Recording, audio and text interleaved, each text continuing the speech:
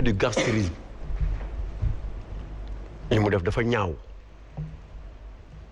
dafa ruslu dama ci am gàcc dafa rafetul sax en tant que ministre ba pare nekk le ministre de l'environnement vraiment nga def li nga def nii mais nii la mën a mel la première question que les gens doivent se poser toolam boobu mu am nan la ko amee nan la amee 5 hectares yooyu ñuy wax Bambilor c'est ça la grande question d'abord li wérte wóor mooy ba mu nekkee agence Tëngéej amu ko woon bi Macky Sall gagné la ko am nan la ko amee c'est ça la question te il faut une enquête sur ça loolu Macky moo ko war a def au nom de la bonne gouvernance moom moo ko war a def ñu xool kii nan la def ba am terrain 5 hectares boobu gazelle yi mu jël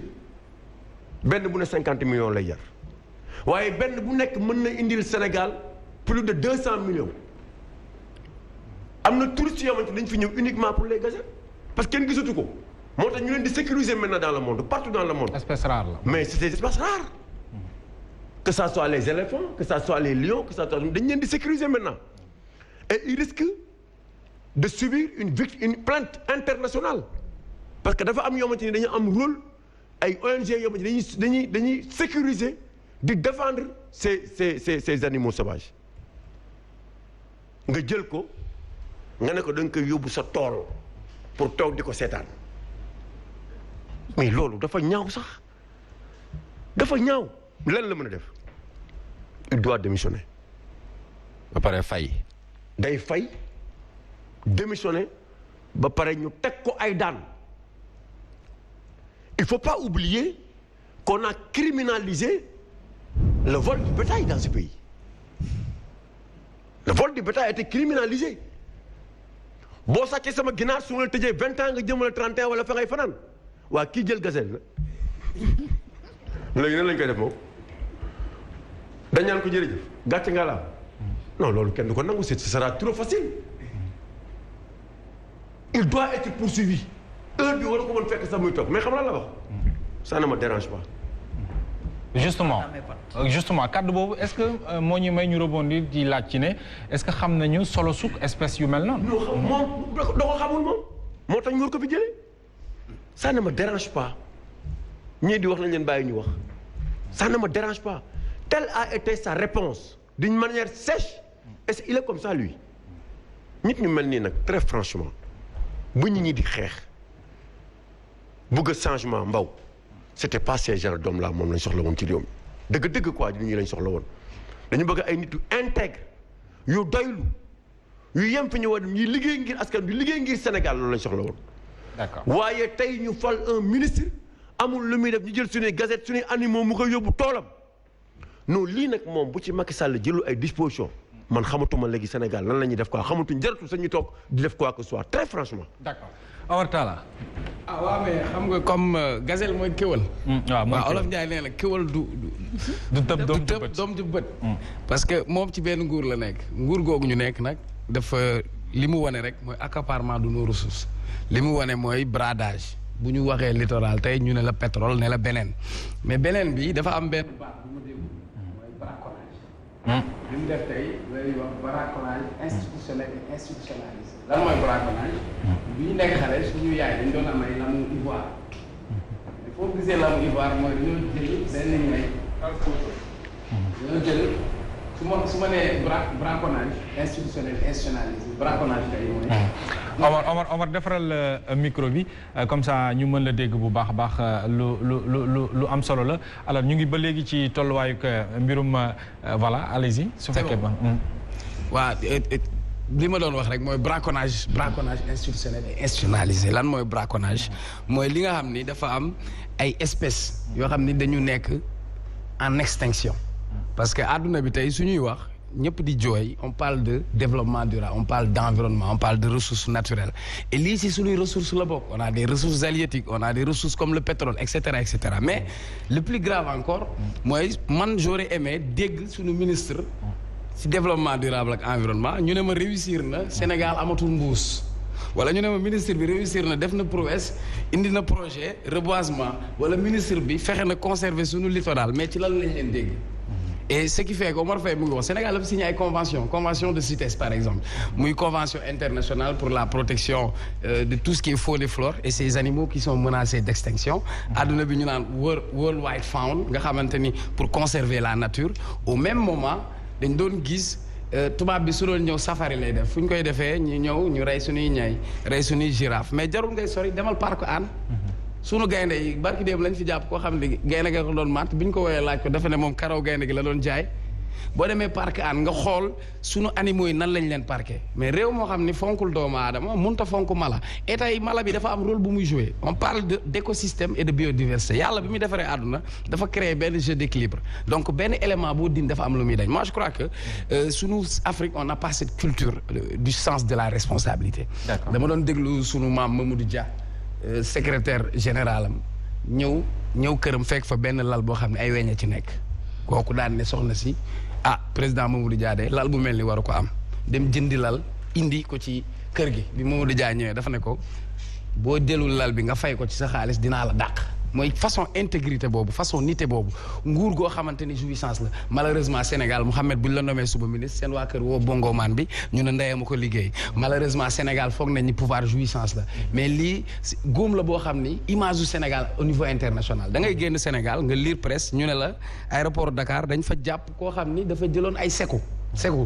pour transporter ko pour yóbbu ko mais nga gis nasaraan si ban bët lañ lay xoolee waxuma la loolu sax suñu fas yi ñu nekk ci àll bi chaque jour sareet yi yëpp sëf leen yàpp leen lu diis ñuy dee ci àll bi te kenn waxu ci donc ça mala Sénégal moom na leen yàlla yërëm rek parce que nit ñi fi nekk sax kenn fonk leen bu ñu mënoon trafiquer nit ñi sax dinañ ñu trafiquer d'accord mais kii warul sax toog naan day jéem a nekk ministre na démissionné wala Macky Sall jël responsabilité parce que ce qu'ils ont fait c'est un crime d'abord économique c'est un crime sur suñu nature mais li si gën a odieux mooy li ma la doon wax on dirige par l'exemple bu fekkee nag ceux qui sont au sommet dañu saaga lii nii rek saaga la ci sénégalais yi mooy li sénégalais yi moom te moomuloo ko nga def ko sa moomeelu bopp ba ay mala di ci faatu te gazelle yi waxuñu lan moo ci am xaw ma ay gàllaay la xaw ma ay xarfu xuufa la alors Ablaye Mbow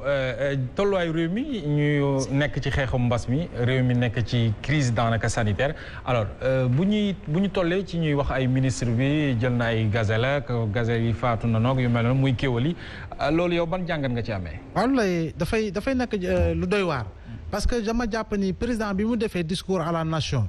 ne def na plan de résilience économique et sociale jamono ji dañoo war a dugg ci li nga xam ne moo di relance koom-koomu Sénégal gouvernement bi warul am benn yitteel lu dul concentré wu sur les objectifs yi nga xam ne moom la ñu teg pour mën a relancer li nga xam ne koomu Sénégal la parce que bu ñu fàtte ni dañoo projeté woon suñu taux de croissance à 6% jamono ji projection yu bees yi daf ko yóbbu à moins de 2% donc crise économique dina laal bu baax Sénégal dans tous ces secteurs de l'activité économique donc gouvernement bi ak ñi nga xam ne jox nañ leen ndombal tànk ak ñi nga xam ne fal nañ leen jox leen ndombal tànk waruñu am beneen mébét waruñu am beneen xalaat lu dul concentré si naka la ñuy fexe ba Sénégal génn si guuta bi ba koom-koomam mën a teguwaat si raay yi ba nga xam ne doomu Sénégal dina gisaat njariñ dina mën a dund dina mën a nokki dina mën a dox dina mën a sant dina mën a sentir ni moom wër na lekk na ba suur naan na ba màndi te muy liggéey te ba ngay fayeeku waaye bu ñu tollee jamono joo xam ne ministre de l'environnement bu buggee confondre environnement par pollution bu buggee confondre développement durable par sous-développement durable on est en droit de nous poser énormément de questions gis nga ba may nekk xale dafa amoon benn publicité bu doon daw si télé bi fi nekkoon muy télévision nationale si biir publicité bi jamono yooyu laa wax de dañu naan plusieurs espèces végétales et animales disparaissent en raison de la destruction de leur cadre de vie par l'homme mais loolu ñaata at ba jamono ji ñuy wax li nga xam ne moo di solos kii bi forêt yi ak solos li nga xam ne moo di rabu àll yi ñun Sénégal ñu dégg ni ñun suñu ministre bi nga xam ni bés bu muy lancé benn campagne de reboisement daal yi ma sol dama nëbbatu si ma wane ko parce que chaussure de ville la mais fii bu doon suuf am na neen ñoo xam ne damay cabajee pour mu bañ a pënd waaye dina nekk si situation yoo xam ne dootuma calculer pënd dootuma calculer dara damay ñëw juux parce que mbir mi moo ko laaj mais bu dee dañ la basang ci campagne de reboisement ñu la basang tegal la satala nga dox daagu nank si kaw basang bi ngir say dàll bañ a pënd kooku xam nga ni moos environnement est-ce que xam na lan mooy njariñam dëggantaan bu ñu demee ba nit di wane li gaynde gii ñu dugg tëj ci kaas gi buñ ko tëjee dafay muy gis ni dafay mujj miin mu dugal loxo bi gaynde bi song ko nit kooku nga xam ne liñ ko junni ministre bi lu mu jël décision dàquñu waajooju donc ndaxam kooku noonu geste boobu mu def ba gaynde bi màtt ko ba vidéo bi tourné partout à travers le Sénégal ak feneen kon loolu tax ñu dàq ko kon ministre bi nga xam ne dafa jël ay rabu àll yóbbu ko ci ferme privé privé te li gënoon yomb defe naa ni comme am na moyen mu jëloon jënd billet dem Kenya xam nga la transhumance de Serengeti Mohamed la grande transhumance de Serengeti c'est l'une des plus grandes transhumances animalières à travers le monde sinon la plus grande mais nga jëloon ko jël sa njaboot yóbbu ngay gis ay këwal di gis ay segg di gis ay gaynde di gis ay ñay di gis ay hippopotame di gis ay gunu ñuy jóge fii di daw yeneen i dëkk ak dëkk nga taxaw sax seraan ko comme yeneen touriste gëm naa ne moo gënoon rafet nga jël rabu àll yooyu nga xam ne c'est des espèces protégées nga jël leen andi leen ci seen ferme ci sa ferme bopp pour que suba boo amee gan goo xam ne dafa jóge Luxembourg mbaa nga am gan goo xam ne dafa jóge Belgique mbaa nga am gan goo xam ne dafa jóge Inde wala feneen nga andi leen nag ne leen xool leen samay rabi àll donc loolu dafa nekk beneen image boo xam ne foofu la ñuy renvoyer mooy le tubaab di wax le voyeurisme c'est-à-dire que duufal bët goo xam ne da ngay wane ni man daal am na punkal laa am naa fu mu toll te loolu dafay remettre en question li nga xam ne mooy la principale problématique au Sénégal mooy l'enrichissement bi ñu soulevé woon en 2012 l'enrichissement illicite mooy renvoyer li nga xam ne mooy la bonne gestion de nos deniers publics mooy li nga xam ne mooy direction bu ñu war a jël xàll ko par rapport à l'application des politiques publiques hardies objectives yi nga xam ne dina tax sénégalais bi ak fépp fu mu mën a nekk mu sentir ni effectivement ni ma jiite ñu ngi def liggéey gu am solo ak lañ la dénk portefeuille ba la dénk yaa ngi siy def li war te environnement dafa nekk secteur clé yoo xam ne secteur clé la environnement parce que environnement gis nga la muy jot ci alal di jóge ci ay partenaires techniques et financiers kenn mënu ko natable donc pour secteur incontournable xoolal Ablaye Wade fa laay daanee lancé na fi la grande muraille verte boobu mais plan la boo xam ne buñ ci liggéeyoon def ci liñ ci war mun na jural Sénégal ak yeneen dëkk Afrique njëriñ gu am solo mais yow dëggati nga Labgar fa la ñu xamee Labgar Tessékéré foo ko xamee Wilu Tengoli foo ko xamee ak yeneen dëkk yoo xam ne musuma xam ne sax am na Sénégal ba ñu commencé la grande muraille verte la ñu commencé di xam dëkk yooyu parce que am na liggéey bu am solo bu ñu jëfoon ci wàllu environnement. Très bien alors très rapidement Cheikh Oumar laata ñëw ci ndey comme moom mooy ministre environnement